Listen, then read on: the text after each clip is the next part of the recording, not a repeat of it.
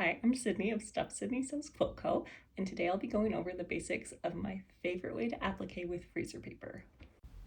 I like to use freezer paper when I applique to help me get nice smooth edges.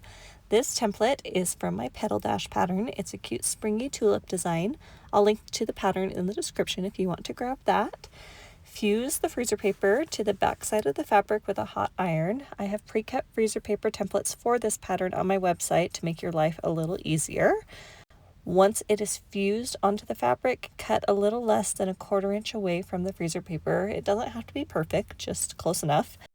On the concave curves, you'll just clip straight into them. Stop a hair away from the freezer paper. This will help you get a nice smooth curve that isn't frayed when we turn it under. In the pattern, I provide a placement template that you can use to line up all of your pieces, but for demonstration's sake, we're just going to place it right here on my fabric. I'll be using this number 10 straw needle, which is the same as a milliner needle. I like the longer length for applique. It helps me to turn my edges under and get everything nice and smooth. I'll be using this 60 weight Alfina thread by Wonderfill. It's 100% cotton and it hides really well. I also like 80 weight Aurifil. You'll just want something that's a little thinner than what you typically use for piecing. I'm using a darker thread color than what I would typically pick for this fabric, just to help it show up better for you on the screen. But when you choose your thread, try to match the tone of the fabric that you're using. I'm going to start by taking some basting stitches to hold my applique piece where I want it. I prefer basting to applique pins because your fabric stays flatter when you baste it. You'll take some big stitches all over the applique going through the freezer paper and the background fabric. I don't tie off my ends, I just keep them longish because I'll be pulling these stitches out. Once it's basted on, it's time to start appliquing.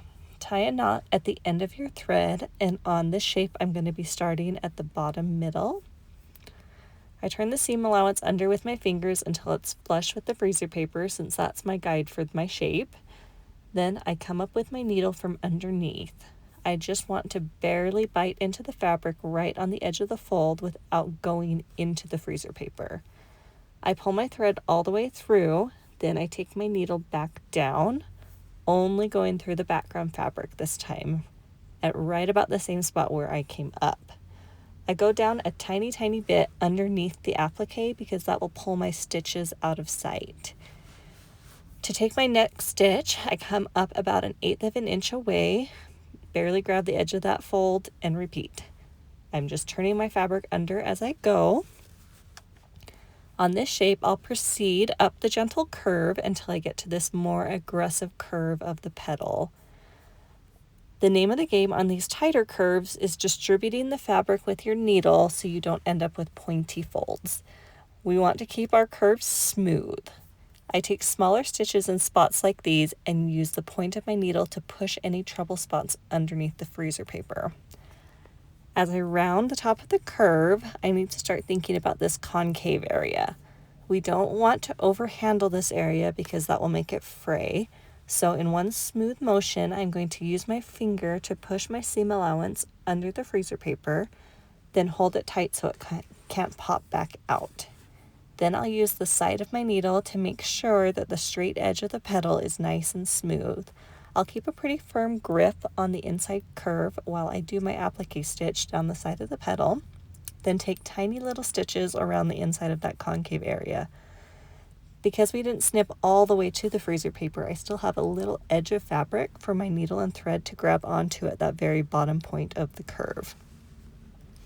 I just repeat that same process for the second petal and concave area, then I'm pretty much home free. I follow the gentle curve of the flower down the side, and then when I have about 1 inch or so left, it's time to remove the freezer paper. I finger press the edge up to the freezer paper, then remove my basting stitches. I gently reach in and separate the freezer paper from my fabric and pull it out. Then I use the finger press line to guide my stitches for that last little bit, and my applique piece is complete. I hope that tutorial was helpful, and I hope you enjoy making Petal Dash.